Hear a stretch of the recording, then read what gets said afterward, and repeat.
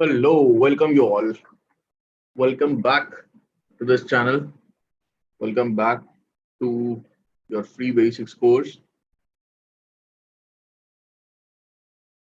So, yes, last week we had a discussion on one of the most important topics in mechanics, which was work, power, and energy. So, we discussed what is work, what is energy, what is power, what is the work energy theorem, all the basics of it.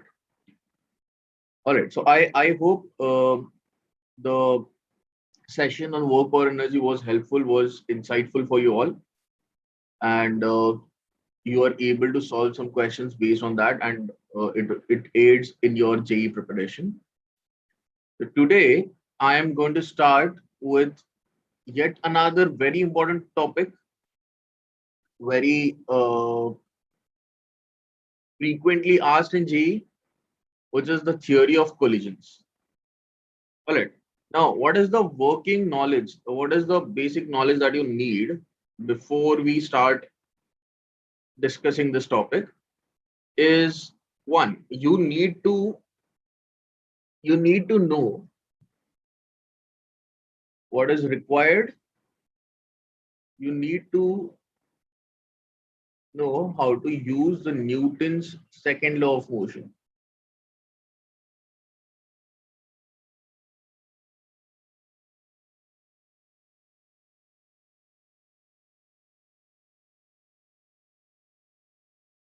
You need to know Newton's second law of motion. All right. So if you know the Newton's second law of motion, then you are set for this. Right. Newton's second law, and let's say Newton's third law. Newton's second and third laws of motion. So if you are well aware of this, you know both these laws, how do we use this and everything, then आपको कोई दिक्कत नहीं होने वाली, आप लोग आराम से ये चीज समझ सकते हो. अब मैं पहले एक बेसिक में रिवाइज करवा देता हूँ कि what is Newton second law of motion, what is Newton third law of motion. ये हम लोग बेसिकली रिवाइज करा लेते हैं एक बार.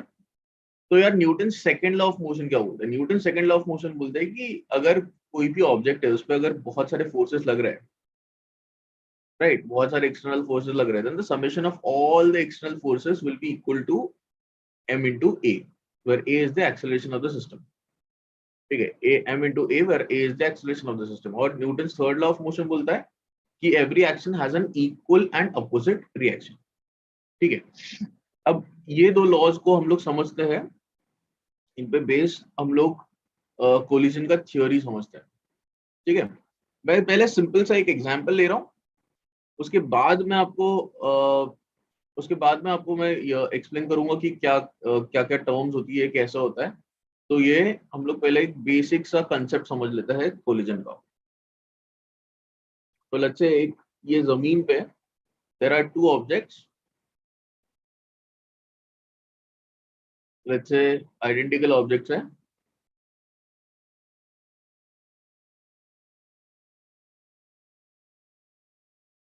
एक ये ऑब्जेक्ट है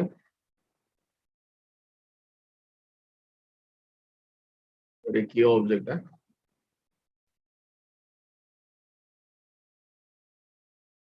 दोनों ऑपोजिट डायरेक्शन में चल रहे थे. ठीक है, दोनों ऑपोजिट डायरेक्शन में चल रहे थे. ये लेट्स से इधर की तरफ जा रहा था कुछ स्पीड u1 से, और ये इधर की तरफ चल रहा था u2 वेलोसिटी से. ठीक है, ये ऐसे दोनों एक दूसरे की तरफ चल रहे थे. अब ये दोनों जब एक दूसरे की तरफ चल रहे हैं, अब देखो हमारे पास जो है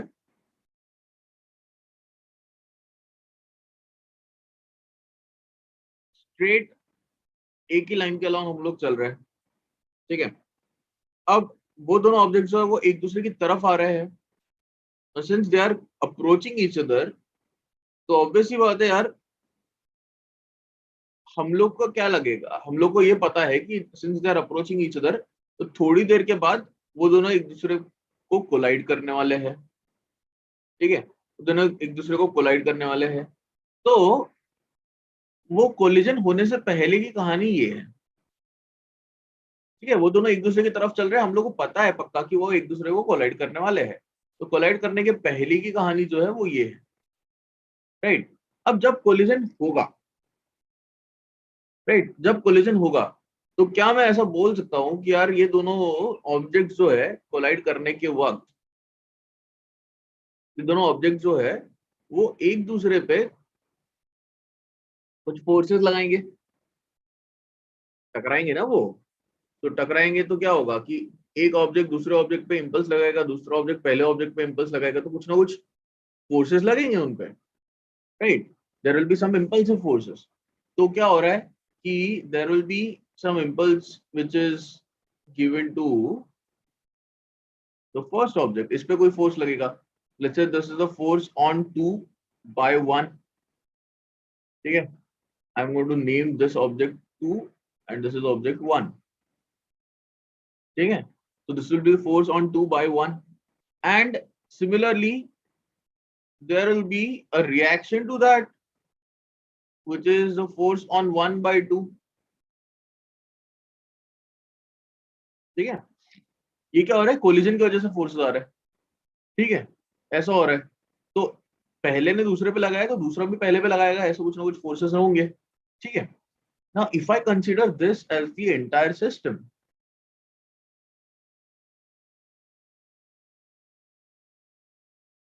if I consider this as the entire system, तो यार अगर ये सिस्टम पे हम लोग देखेंगे, हम लोग अगर इस सिस्टम पे देखेंगे कि what are the forces acting on this system, ठीक है। इस सिस्टम पे अगर हम लोग देखेंगे कि यार what are the forces acting on this system, तो हम लोग को ये समझ में आ जाएगा कि यार the forces on this system are 1 and 2, ठीक है। बाकी और कोई फोर्सेस है नहीं इसमें सिस्टम पे, ठीक है, और कोई एक्सटर्नल फोर्सेस नहीं है। तो मैं ऐसा बोल सकता हूँ कि यार ये वाले जो फोर्सेस है, force on 2 by 1 and force on 1 by 2, these are internal forces, right? So I can say that on the system, summation of all the external forces is 0, right? On this system, summation of all the external forces is 0. तो अगर summation of all the external forces is 0, तो क्या हम लोग ऐसा बोल सकते हैं कि since the summation of all the external forces is 0, can we say that अब फोर्स क्या होता है, force is the rate of change of momentum, correct. अगर फोर्स 0 हो गया तो मतलब एक्सेलरेशन 0, एक्सेलरेशन 0 मतलब वेलोसिटी चेंज नहीं करेगी। तो हम लोग यहां से ऐसा बोल सकते हैं क्या कि मोमेंटम ऑफ द सिस्टम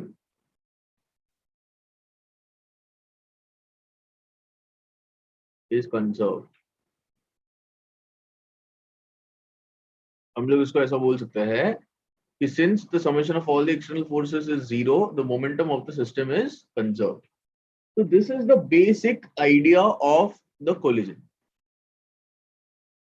ठीक है। तो ये जो है momentum of the system is conserved, this is the basic idea of theory of collisions. So whatever we are going to learn today will be based on this. This will be the principal idea that the momentum of the system is going to be conserved, right? The momentum of the system is going to be conserved.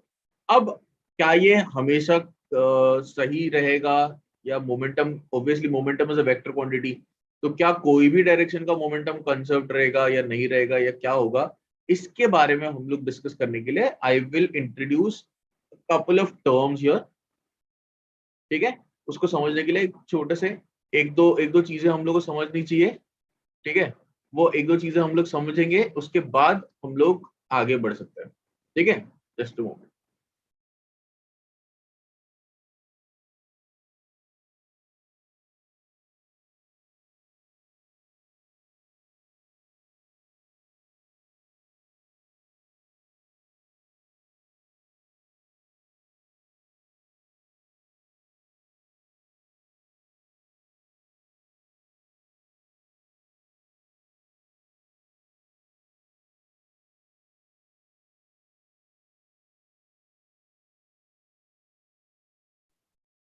Yes. So momentum of the system will be conserved. So let's try and understand what are the different terms that I'm going to talk about. ठीक है, वो अलग अलग term कौन सी है क्या है उसके बारे में हम लोग समझते हैं. तो यार पहले आप अपने दिमाग में क्या करो, यू ट्राई एंड विजुअलाइज कि what are the different types of collisions that you see in nature. ठीक है, अपने आजू बाजू देखो.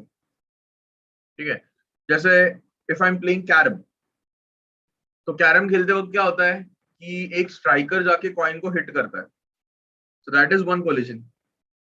ठीक है, if I am playing let's say snooker और पूल और बिलियर्ड्स, तो उसमें भी क्या होता है कि एक क्यू बॉल जाके दूसरे बॉल को हिट करता है. ठीक है, फिर let's say I am playing cricket, तो क्रिकेट में क्या होता है कि यार बॉल और बैट का कोलिजन होता है. ठीक है, so there are so many examples out there in nature, right? हम लोग के आजू बाजू इतनी सारी चीजें हो रही होती है जिसमें कोलिजन का एग्जाम्पल है. No not all of these collision are the same.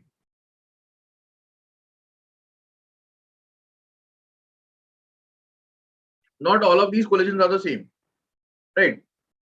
Now you would ask me, sir, how? Sir, आप कैसे बोल रहे हो कि सारे कोलिजन सेम नहीं है? What is the point of difference? I would want you to think about this. I would want you to think about what is the point of difference between the different types of collisions here, right? What is the point? What is the difference between the different types of collisions?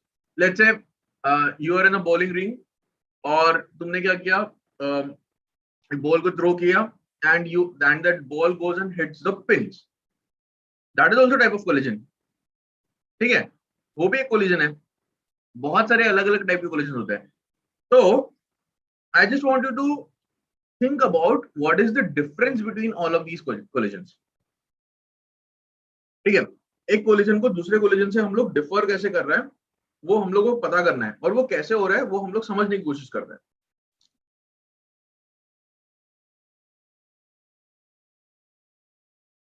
वो differ कैसे कर रहा है वो हम लोग समझने की कोशिश करते हैं. जस्ट तो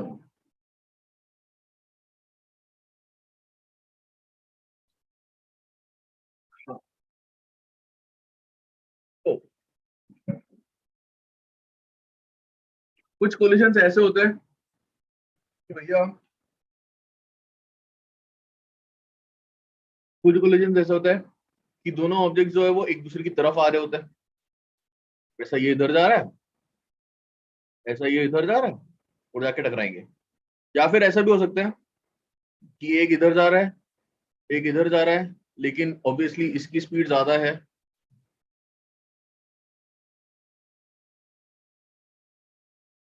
तो भी ये टकराएंगे. तो अभी अगर आप यहाँ पे देख रहे होंगे तो both of them are moving along the same line and फिर कोलिजन होता है उनका. ठीक है, both of them are moving along the same line और फिर कोलिजन होता है उनका. अब अगर ऐसा भी हो सकता है कि कोई ऑब्जेक्ट है, एक ऑब्जेक्ट इधर जा रहा था, दूसरा ऑब्जेक्ट जो है वो इधर जा रहा था, और जाके टकराएंगे वो. ना they are not moving along the same line but still collision can occur. ठीक है, ऐसा भी हो सकता है कि भैया ये इधर जा रहा था, ये इससे इधर आ रहा था, फिर आके यहाँ पे टकरा दिए वो. राइट, तो बेसिकली कोलिजन में क्या होना चाहिए कि the objects should be at the same position at the same instant, तो वो कोलाइड कर जाएंगे. ठीक है, तो यहाँ पे दो चीजें हम लोग को समझने की जरूरत है. ये जो भी टाइप के कोलिजन्स हो रहे हैं यहाँ पे, there are various types of collisions, there are different categories in which we can break down these collisions. तो उन कैटेगरीज में ब्रेक डाउन करने से पहले हम लोग को कुछ चीजें समझनी होती है. ठीक है, there are some important terms that you should be aware of. Now, what are those terms? Let's have a look at those terms. क्या terms है उनके बारे में हम लोग समझते हैं अभी. So the first and foremost is you need to understand what is the line of motion.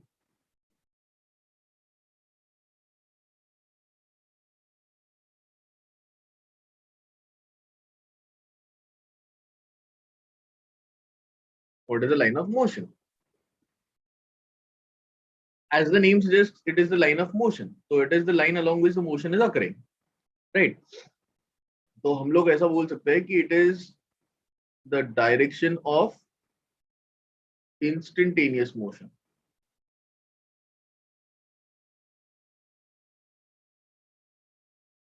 It is the direction of instantaneous motion, which is along instantaneous velocity.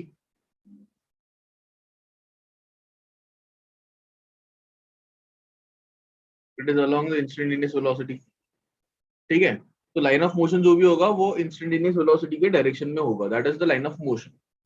ठीक है, तो लेट्स से हम लोग दो ऑब्जेक्ट्स के बारे में बात कर रहे होते हैं. तो ये एक ऑब्जेक्ट है, ठीक है, ये एक ऑब्जेक्ट है. ये लेट्स से इधर की तरफ जा रहा था, ये इधर की तरफ जा रहा था. इसका इनिशियल वेलोसिटी में u1 कुछ वेलोसिटी बोल देता हूँ. तो इसके लिए ये लाइन जो है, this is the line of motion.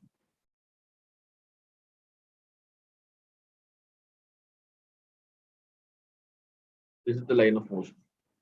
ठीक है, वैसे ही अगर कोई दूसरा ऑब्जेक्ट है जो उसको टकरा रहा है, वो लेट्स से इधर की तरफ जा रहा था,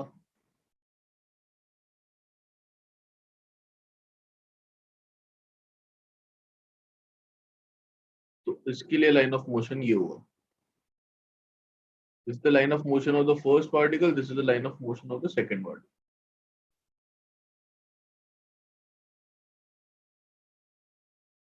ठीक है, लाइन ऑफ मोशन ये ऐसे दिख रहा है हम लोग को. ठीक है, लाइंस ऑफ मोशन हम लोग को ये ऐसे दिख रहा है, u1 u2 और ये ऐसा. ठीक है, ये केस ले रहा हूं मैं, और एक और केस ले रहा हूं जहां पे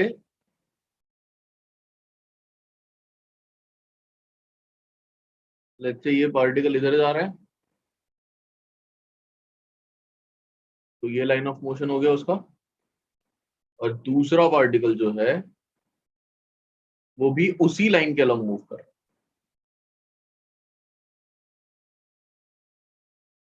ठीक है, so there is this again, ये लाइन ऑफ मोशन इनका हो गया. ठीक है, ऐसा भी हो सकता है कि यार किसी सरफेस पे आके ये बॉल आके गिर रहा है, टकरा रहा है. ऐसा भी तो हो सकता है ना, ये बॉल जो है उसको हम लोग ने ऐसा ऊपर से ड्रॉप कर दिया था एंड देन वो आगे सरफेस को टकरा रहा है, तो इसका लाइन ऑफ मोशन ये हो गया. So we have, I guess line of motion आपको समझ में आ रहा होगा कि लाइन ऑफ मोशन बेसिकली क्या है, कि भैया किस लाइन के अलोंग उसका मोशन हो रहा है, that is line of motion. ठीक है, सिंपल सा कॉन्सेप्ट है, इतना कोई ज्यादा टेंशन लेने की बात नहीं है. ठीक है, लाइन ऑफ मोशन के बाद दूसरा जो है, जो इंपॉर्टेंट चीज हम लोग को समझनी है, वो इंपॉर्टेंट चीज जो है वो है लाइन ऑफ इम्पैक्ट.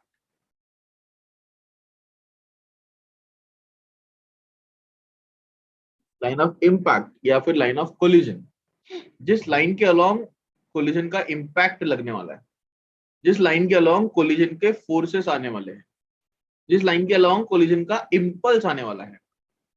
ठीक है, वो है लाइन ऑफ इम्पैक्ट. ठीक है, अब ये लाइन ऑफ इम्पैक्ट कैसे होती है? Line of impact is along the common normal.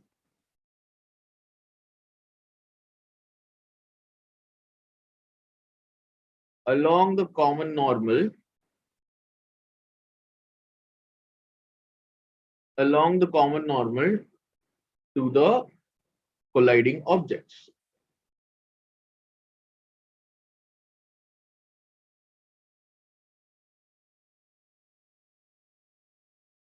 All the along the common normal to the colliding objects at the surface of collision. तो कोलिजन, जो भी दो ऑब्जेक्ट्स में कोलिजन हो रहा है, तो जिस सरफेस पे कोलिजन हो रहा है उस सरफेस पे कॉमन नॉर्मल बना लीजिए. ठीक है, कॉमन नॉर्मल बना दीजिए दोनों सरफेसेस के लिए. तो वो कॉमन नॉर्मल जो होगी उसके अलावा उसका इम्पैक्ट लगने वाला है, राइट। तो अभी कॉमन नॉर्मल क्या होगी, देखो यहाँ पे कोलिजन हो रहा है, तो यार स्फेरिकल ऑब्जेक्ट है, कॉमन नॉर्मल जो भी होगा उनका वो तो रेडियस मतलब रेडियल डायरेक्शन में होगा। तो इस पॉइंट से अगर मैं दोनों का कॉमन रेडियस बना लेता हूं तो कुछ ऐसा दिखेगा। So this will be the line of impact. इस लाइन के अलाउंग उस पे इम्पैक्ट लगने वाला है, इस लाइन के अलाउंग उन दोनों के कोलिजन फोर्सेस आने वाले हैं, ठीक है। यहाँ पे ये लाइन ऑफ इम्पैक्ट यही होगी, ठीक है। यहीं पे यहाँ पे लाइन ऑफ इम्पैक्ट यही सेम होगी, तो यही होगा। यहाँ पे ये पॉइंट है, अब इनका कॉमन नॉर्मल जो होगा वो ऐसे होगा। So this will be the line of impact. So you can see line of motion, line of impact. These are the two lines to understand, or these are the two lines to visualize the type of collision it is going to be. The type of collision it is going to be वो इस पे depend करेगा, ये line of motion और ये line of impact इस पे depend करेगा कि कौन से टाइप का कोलिजन है। तो पहले हम लोग क्या करेंगे, हम लोग अलग अलग different different types of collision हम लोग देख लेंगे and then we will discuss the theory of collision, ठीक है। एक बार यू आर कंफर्टेबल, एक बार अगर आप कंफर्टेबल हो गए कि यार कौन सा टाइप का कोलिजन ये है, ठीक है, कौन सा टाइप का कोलिजन है ये, अगर आप कंफर्टेबल हो गए तो उसके बाद फिर क्वेश्चंस लगाने में या फिर उसमें एप्लीकेशंस में कोई दिक्कत नहीं होने वाली, ठीक है। You will be very comfortable that. Alright, so line of motion is the line along which the motion of the object is taking place, ठीक है। it will be obviously along the मतलब in the direction of the instantaneous velocity, ठीक है। then line of impact, line of impact क्या होता है, line of impact is basically this line के along इनके collision के forces आने वाले हैं। so line of impact is the common normal to the colliding objects, ठीक है। जो कोलाइडिंग सरफेस है वहां पे जो कॉमन नॉर्मल रहेगी that will be the line of impact और लाइन ऑफ कोलिजन, ठीक है। तो there are two types of categorization when we talk about the lines itself, ठीक है, कि लाइन ऑफ मोशन और लाइन ऑफ इम्पैक्ट पे ही डिपेंडेंट दो टाइप के कोलिजन होते हैं, ठीक है। कि भाई लाइन ऑफ इम्पैक्ट और लाइन ऑफ इम्पैक्ट और sorry line of impact and line of motion, अगर ये दोनों के दोनों लाइन ऑफ इम्पैक्ट और लाइन ऑफ मोशन अगर ये दोनों के दोनों सेम है, राइट, लाइन ऑफ इम्पैक्ट और लाइन ऑफ मोशन अगर ये दोनों के दोनों सेम है तो हम लोग क्या बोलते हैं, that is one type of collision called head on collision, right. It is called head on collision. let's categorize them, let's write them down।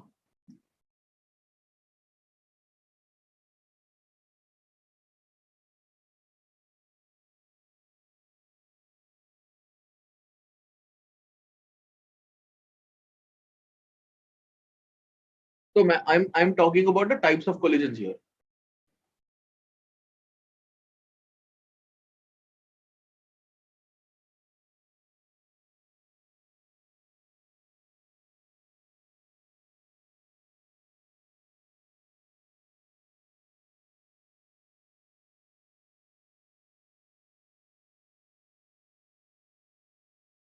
Types of collision here.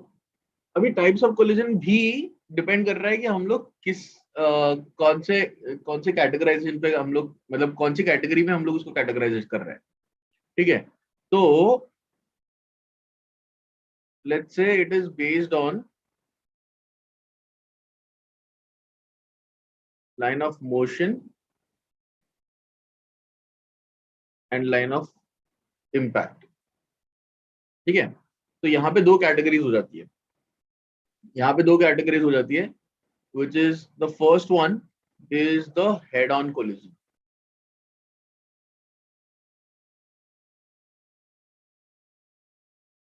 First one is the head on collision। So a collision is said to be head on collision is said to be head on if both the line of motion and line of impact coincide. ठीक है, तो if the line of motion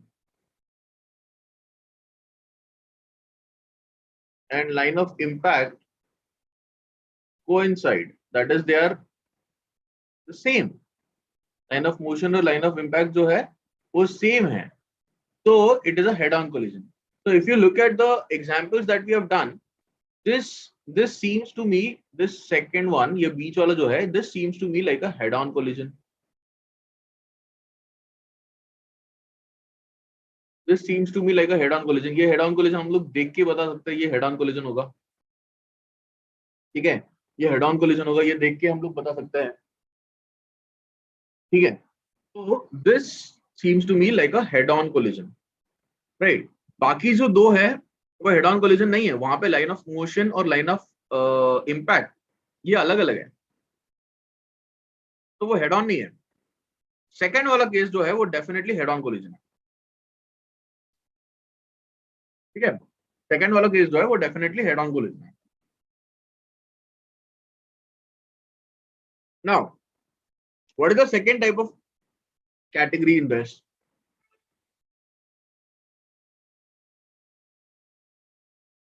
If the line of motion and line of impact do not coincide, then the collision is called oblique collision.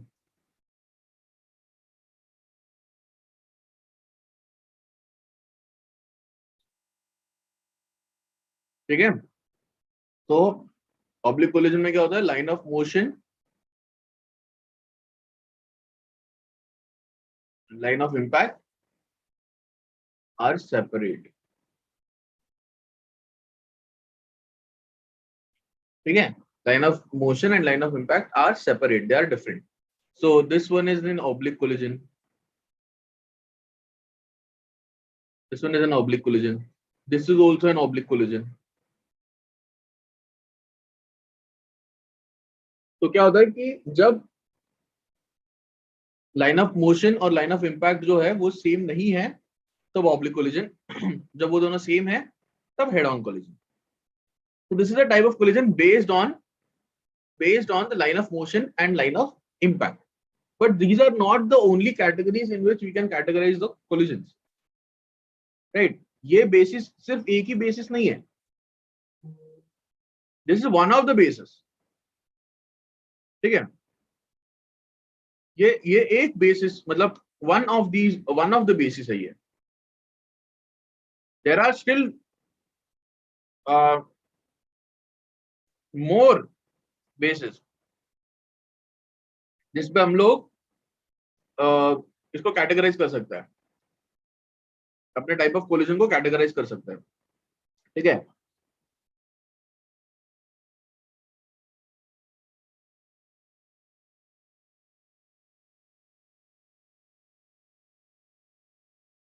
So let's understand what is the second category. ठीक है, what is the second category? So second category is based on kinetic energy of the system.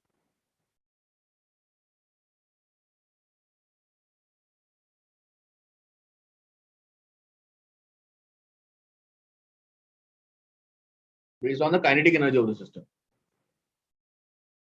ठीक है, मतलब kinetic energy of the system before collision और after collision को compare करने के बाद हम लोग को कुछ टाइप्स ऑफ कोलिजन्स मिल सकते हैं, ठीक है. लेट्स से मैं just for the sake of example ले रहा हूँ, ठीक है. So let's say there are two objects जो इस लाइन के अलॉन्ग जा रहे थे ऐसे, ठीक है. ये जा रहा था कुछ u1 वेलोसिटी से, ये जा रहा था कुछ u2 वेलोसिटी से, ठीक है. This is the before the collision. फिर कोलिजन हुआ और वो अलग अलग जाने लग गया ऐसे सेपरेट रास्ते से, ये v1 वेलोसिटी से जाने लग गया, ये v2 वेलोसिटी से जाने लग गया, ये आफ्टर कोलिजन हुआ. तो हम लोग यहाँ पे क्या बोल सकते हैं कि यार यहाँ पे हम लोग बोल सकते हैं कि काइनेटिक एनर्जी इनिशियल जो है that can be written as half m1 u1 square plus half m2u2 square, ये हो जाएगी इनिशियल काइनेटिक एनर्जी। एंड अगर मैं फाइनल काइनेटिक एनर्जी के बारे में बात करता हूँ तो वो हो जाएगा half m1v1 square plus half m2v2 square, ये हो जाएगा फाइनल काइनेटिक एनर्जी। ठीक है, तो इन दोनों एनर्जीज को अगर हम लोग कंपेयर करते हैं तो based on that we can categorize the types of collision into 3 categories. ठीक है, we can categorize into 3 categories. तो बेसिकली 3 मतलब दे आर 2 कैटेगरीज ओनली। एक one is a special case of one of the categories. So there are these types of collisions जिसको हम लोग बोल सकते हैं, we can call this as an elastic collision.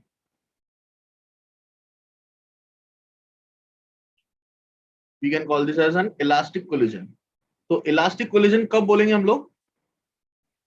We can call the type of collision an elastic collision if the initial kinetic energy is equal to the final kinetic energy. If the initial kinetic energy is equal to the final kinetic energy, तब हम लोग बोल सकते हैं कि यार it is an elastic collision, which basically means there is no loss of kinetic energy.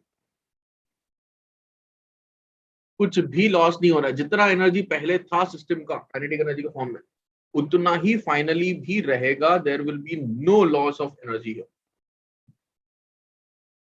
ठीक है, so this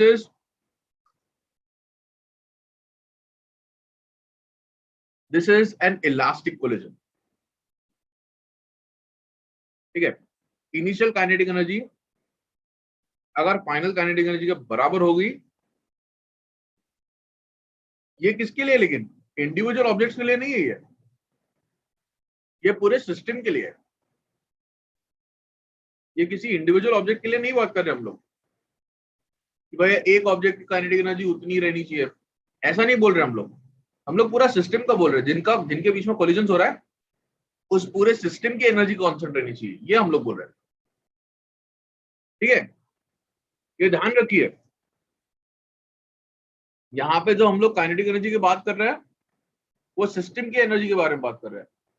so if you have seen, यहाँ पे लिखते वक्त भी मैंने m1u1 मतलब m1 और m2 दोनों की एनर्जी टोटल कंबाइंड लिखी है। ठीक है, so this is for a system, alright.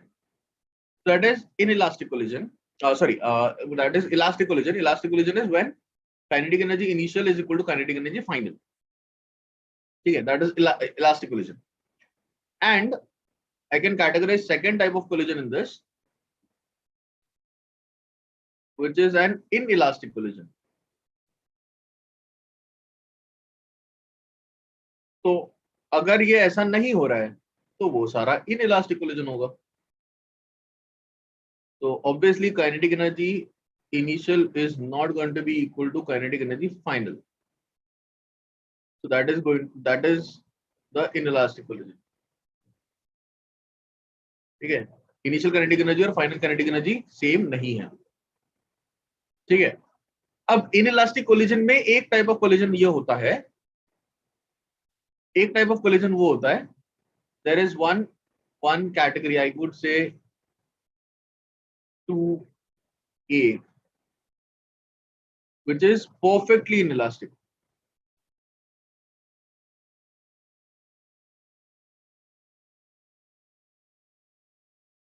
Perfectly inelastic.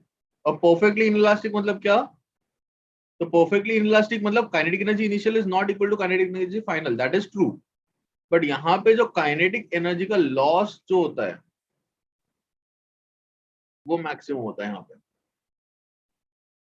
ठीक है, जितना मैक्सिमम पॉसिबल लॉस है उतना सारा लॉस यहाँ पे होगा। So when the loss is maximum, that is perfectly inelastic. So there are majorly two categories only, elastic and inelastic. These are the major two categories. Inelastic का एक type है जिसमें लॉस मैक्सिमम जब होगा तो उसको हम लोग परफेक्टली इनइलास्टिक कोलिजन बोलेंगे। ठीक है, उसको हम लोग परफेक्टली इनइलास्टिक कोलिजन बोलेंगे। So this is based on the kinetic energy of the system. ठीक है।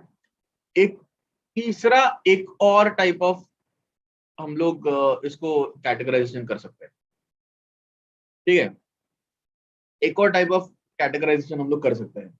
वो टाइप ऑफ कैटेगराइजेशन किस पे बेस होगा वो हम लोग समझते हैं। This is a new term, this is a new concept that we are going to study now.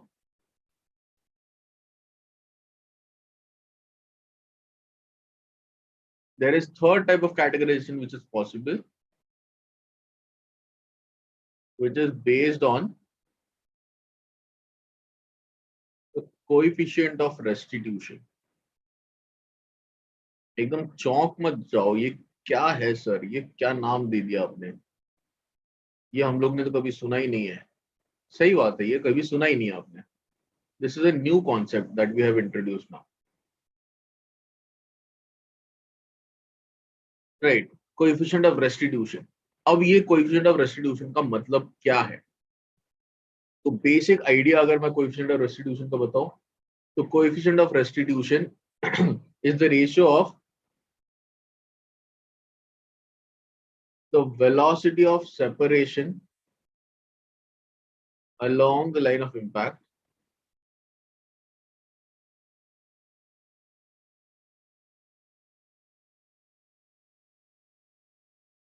to the velocity of approach along the line of impact.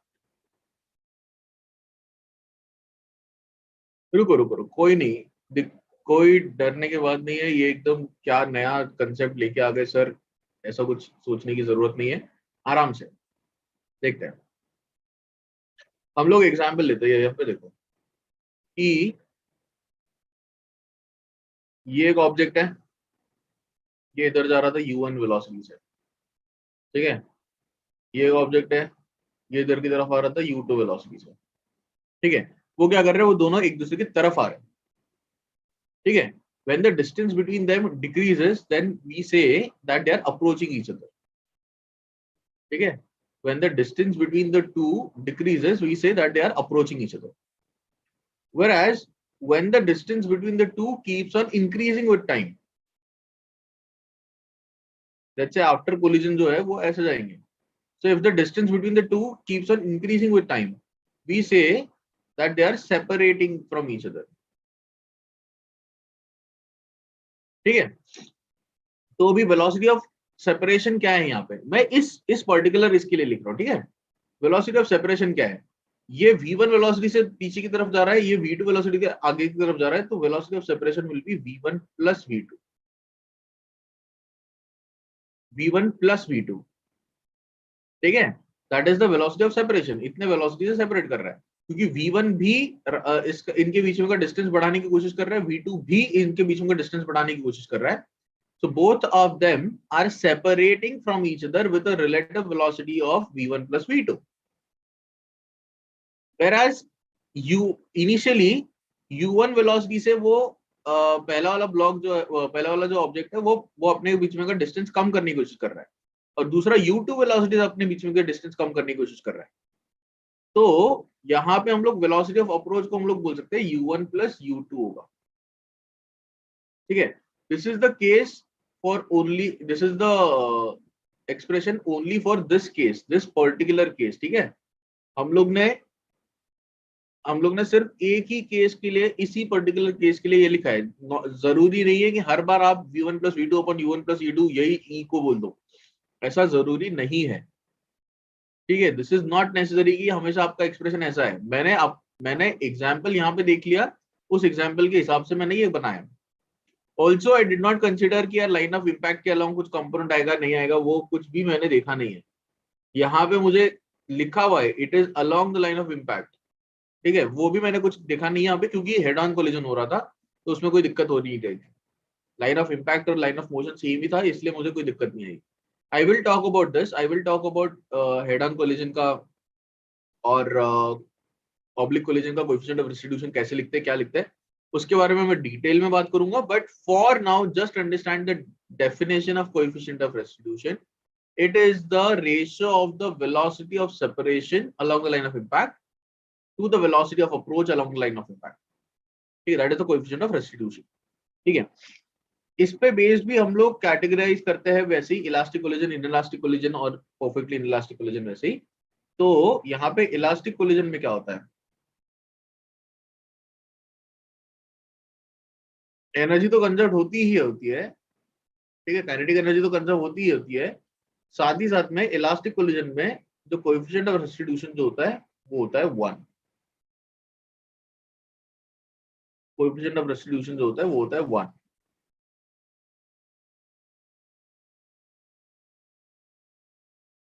ठीक है, इलास्टिक कोलिजन में कोएफिशिएंट ऑफ रेस्टिट्यूशन जो होता है वो होता है 1। ठीक है, इन इलास्टिक कोलिजन में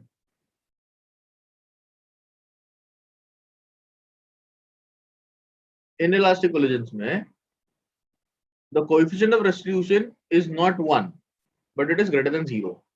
So coefficient of restitution is less than 1 but it is greater than or equal to 0. That is the value of coefficient of restitution here. Okay, that is the value of coefficient of restitution. It is less than 1 but greater than or equal to 0. और इसमें जैसे हम लोग ये बात कर रहे थे कि यार इनइलास्टिक में एक और मतलब परफेक्टली इनइलास्टिक कोलिजन हम लोग लिखते हैं, तो जब परफेक्टली इनइलास्टिक हो रहा होता है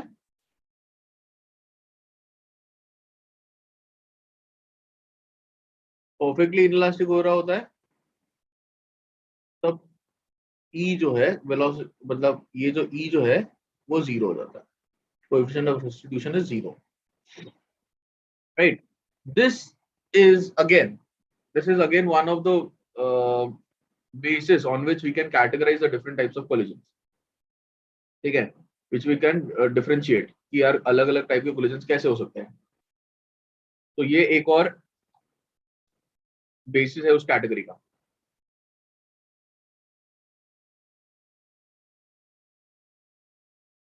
ठीक है,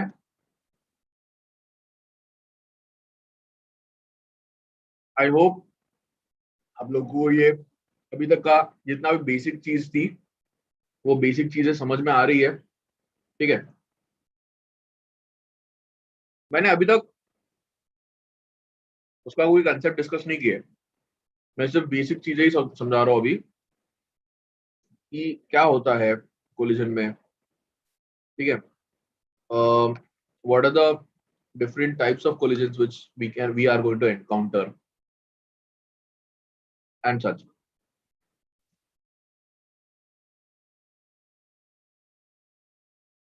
All right,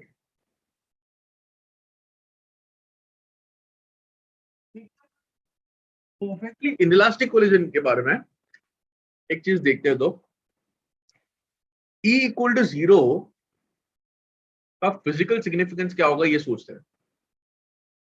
E equal to 0 का फिजिकल सिग्निफिकेंस क्या होगा वो सोचते हैं। हम लोग ने E क्या लिखा है, E is velocity of separation along the line of impact upon velocity of approach along the line of impact.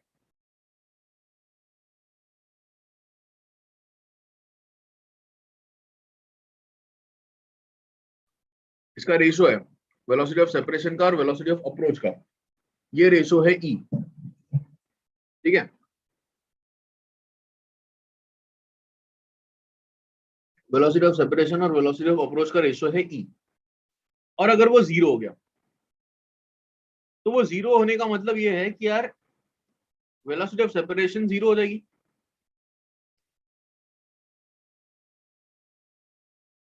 Right. E equal to 0 का मतलब ये होगा कि वेलोसिटी ऑफ सेपरेशन 0। तो वेलोसिटी ऑफ सेपरेशन 0 होने का मतलब ये है कि the objects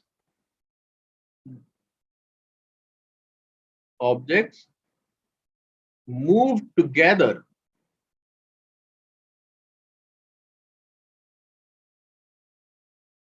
after collision.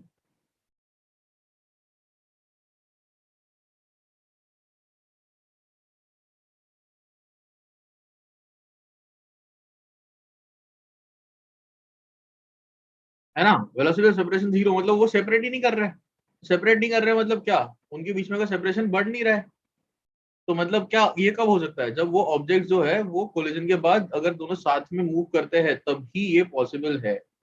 So the objects they move together after collision. That is when the velocity of separation will be zero. That is when coefficient of restitution will be zero. So in perfectly inelastic collisions, the objects they move together after collision. ठीक है, these objects move together after collision. वो एक दूसरे के साथ साथ move कर रहे होते हैं, वो सेपरेट नहीं होते एक दूसरे से, वो एक दूसरे के साथ साथ मूव कर रहे जाते हैं. ठीक है. सो परफेक्टली इनलास्टिक कोलिजन को आइडेंटिफाई करने का ये क्या है, तरीका क्या है. क्वेश्चन में अगर नहीं भी दिया है कि it is a perfectly inelastic collision, अगर उन्हें बोला है कि after collision they stick together, तो इसका मतलब ये हो गया कि यार वो ऑब्जेक्ट्स दोनों एक दूसरे के साथ साथ जा रहे हैं आफ्टर कोलिजन. ठीक है, वो ऑब्जेक्ट्स जो है वो दोनों एक दूसरे के साथ साथ जा रहे हैं after collision. That is what perfectly inelastic collision means. ठीक है. तो अभी अगर आप लोग देखेंगे कि यार what are the different types of collisions और व्हिच आर पॉसिबल, तो यार हमारे पास क्या क्या अलग अलग टाइप के कोलिजंस पॉसिबल हो सकते हैं. तो I can have a head on elastic collision.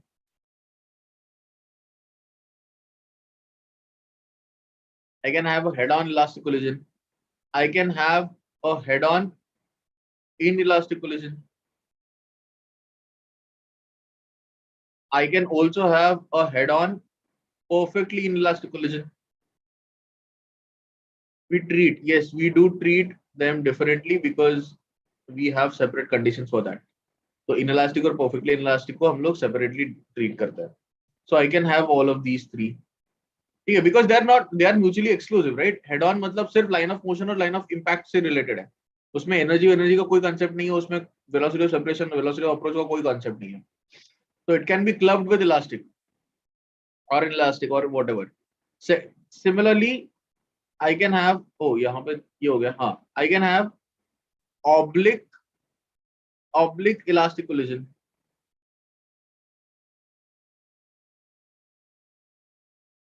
Oblique elastic collision.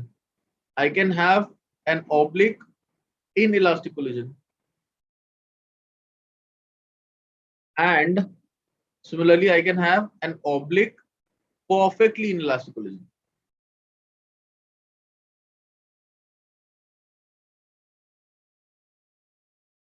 So we can have so many types of collisions possible. ठीक है, ये सारे टाइप्स ऑफ कोलिजन हमारे पॉसिबल है. ये सारे टाइप के कोलिजन हमारे पॉसिबल है. So as I was saying, मैंने स्टार्टिंग में लेक्चर के स्टार्टिंग में आपसे पूछा था कि यार अलग अलग टाइप के कोलिजन हम लोग नेचर में देखते हैं, हम लोग अपने आजू बाजू देखते हैं. तो आप बताओ कि यार ये अलग अलग टाइप के कोलिजन कैसे आप कैटेगराइज करोगे, क्या क्या उसमें डिफरेंस रहेगा, कैसे होगा. ठीक है, तो वो सारे कोलिजन जो है we can categorize them into one of these 6 categories. जो भी कोलिजन आप देख रहे हो उस कोलिजन को आप you can categorize in one of these 6 categories. कोई ना कोई एक इन 6 में से कोई ना कोई एक कैटेगरी में तो वो फिट हो ही जाएगा. ठीक है, ये 6 में से कोई ना कोई एक कैटेगरी में, तो जो भी आप कोलिजन देखते हो वो यहाँ पे फिट हो ही जाएगा.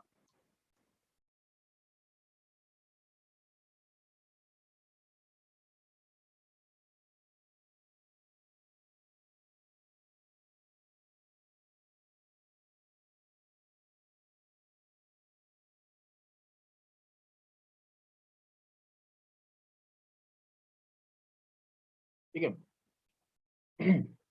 जैसे अगर हम लोग बात करते कि यार अगर हम लोग कैरम खेल रहे थे, तो क्या होता है कि देयर इज दिस कॉइन,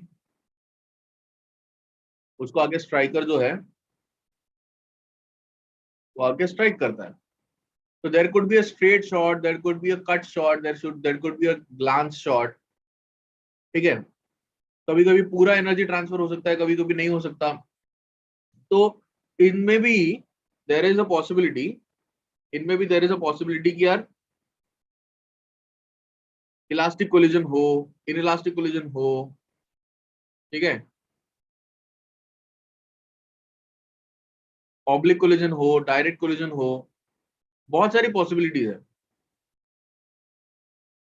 ठीक है, बहुत सारी पॉसिबिलिटीज है। तो जो भी जो भी अलग अलग पॉसिबिलिटीज है वो हम लोग यहाँ पे देख सकते हैं। We can categorize all of the types of collisions in either of these 6 categories। ठीक है, ये 6 कैटेगरीज में अपना हो जाएगा। कैटेगरी में कोई भी 6 कैटेगरीज में हमारा हो जाएगा।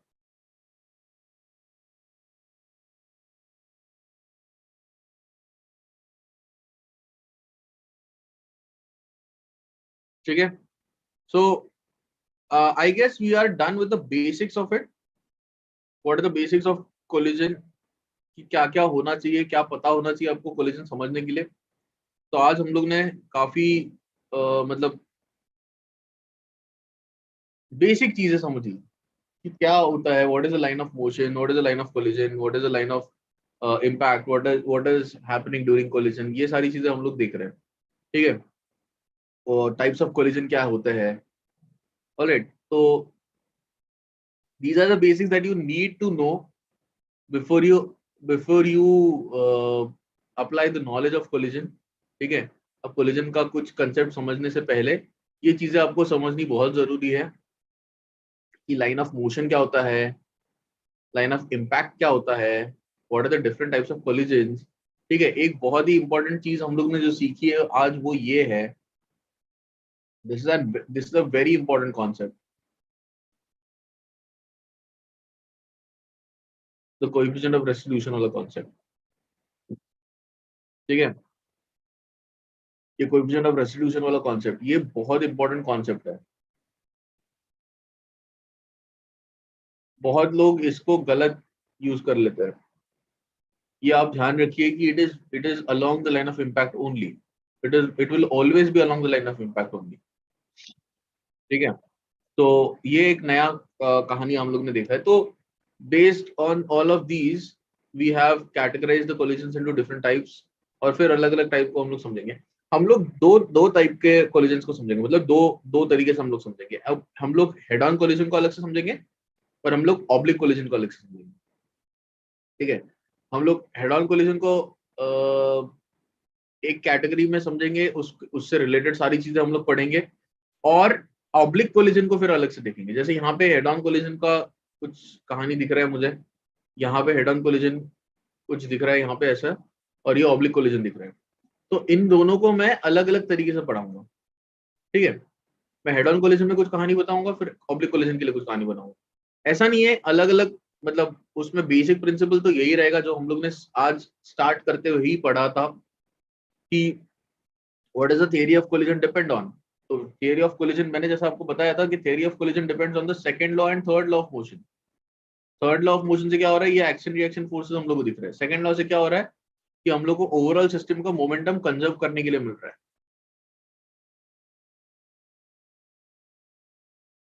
ठीक है, so this is the dependence of the second law and third law of Newton's second law and third law of motion on this entire theory of collision। ठीक है, तो yes, we shall get on with it, but उसके बारे में detail में discussion हम लोग कल करेंगे।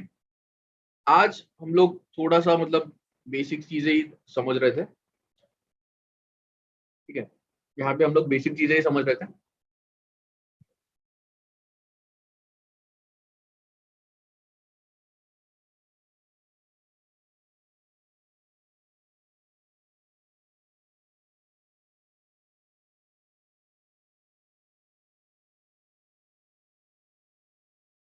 एक और थोड़ी सी इंपॉर्टेंट सी चीज यहाँ पे हम लोग को कोलिजन के वक्त समझनी होती है। एक इंपॉर्टेंट चीज जो हम लोग को समझनी होती है, दैट इज कॉल्ड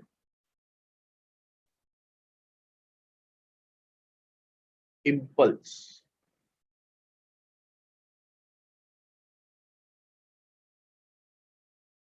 इम्पल्स को आप बेसिकली सिंपल वर्ड्स में ऐसा समझिए कि it is the change in momentum.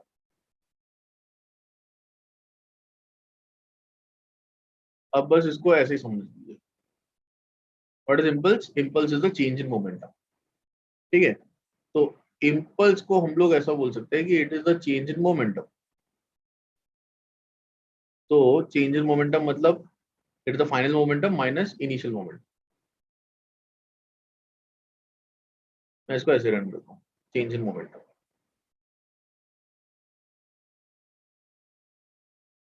ठीक है। अब कई बार हम लोग इम्पल्स जो है वो हम लोग फोर्स से रिलेट करके भी देखते हैं। ठीक है। हम लोग को ये पता है यार कि summation of all the external forces which is basically the F net,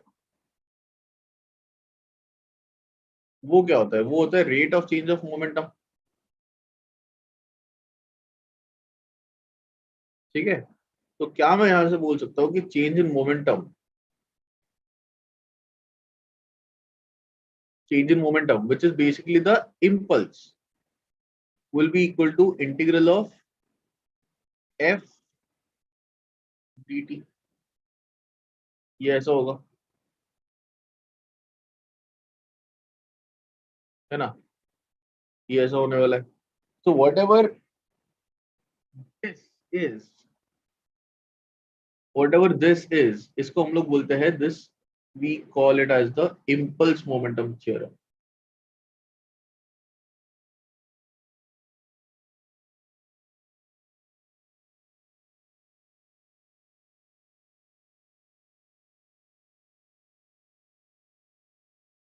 हम लोग इसको impulse momentum theorem बोलते हैं कि यार impulse जो भी है that is equal to the change in momentum, that is basically the impulse momentum theorem। और इसको यूज कैसे करते हैं? ये ऐसे करते हैं, इम्पल्स को कैलकुलेट हम लोग करते हैं इंटीग्रल एफ डी टी से, और फिर हम लोग बोलते हैं वो इंटीग्रल एफ डी टी से जितना भी मोमेंटम चेंज हो रहा है वो पता कर लो। ठीक है, ये इम्पल्स मोमेंटम थ्योरम होता है।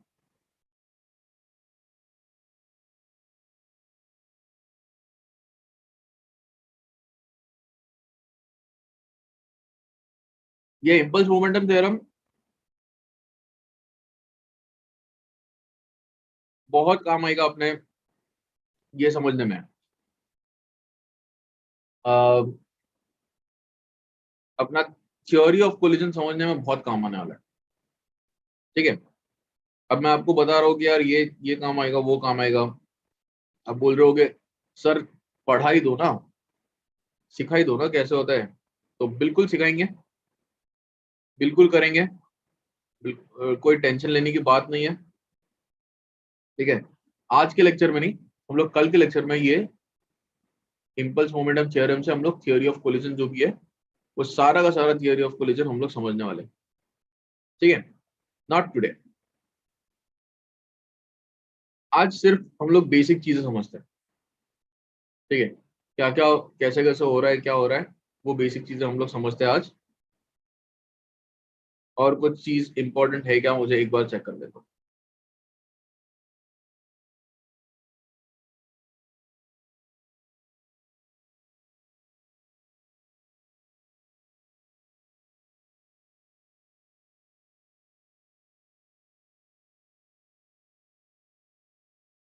नहीं, I guess that is it, that is it.